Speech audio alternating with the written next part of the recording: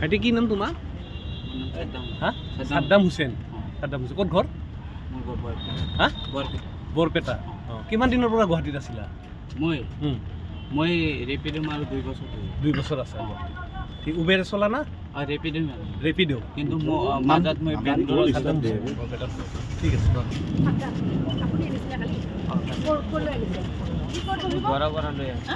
ঘৰৰ পৰা ভাড়া লাগিছে গুৱাহাটী ইউনিভাৰ্চিটিলৈ। ঘৰৰ পৰা ইউনিভাৰ্চিটিলৈ ভাড়া লাগিছিল, কিন্তু ইউনিভাৰ্চিটিত নমা নাই। ইঞ্জিনিয়াৰিং কলেজৰ যিটো ৰাস্তা আছে সেইটো অপজিটত। তাৰপিছত মোৰ এটা ভাড়া লাগিছে, ভাড়া লগাৰ পিছত ছোৱালীজনী কিবা কাৰোবাৰ লগত ফোনত কথা পাতি আছিল নেকি? কাৰোবাৰ লগত কথা পাতিব আৰু, কিন্তু মই এইটো এটেনশ্যন দিয়া নাছিলোঁ। ক'ত যাম বুলি কৈছিলে তোমাক? ক'ত লোকেশ্যন লৈছিলে? তেওঁ লোকেশ্যনটো আছিল গুৱাহাটী ইউনিভাৰ্চিটি। ইউনিভাৰ্চিটিলৈকে আৰু ইউনিভাৰ্চিটি আছিল, কিন্তু ইউনিভাৰ্চিটি নমা নাই, অপজিট চাইডে দিয়া আহিছে ন। অপজিট চাইডে দিয়া আহিছে কাৰণে তেওঁ মোক কৈছে যে ইয়াতে আপুনি বেগ চেক হ'ব পাৰে, কিন্তু মই এইটো গম পোৱা নাই। গম পোৱা নাছিলে?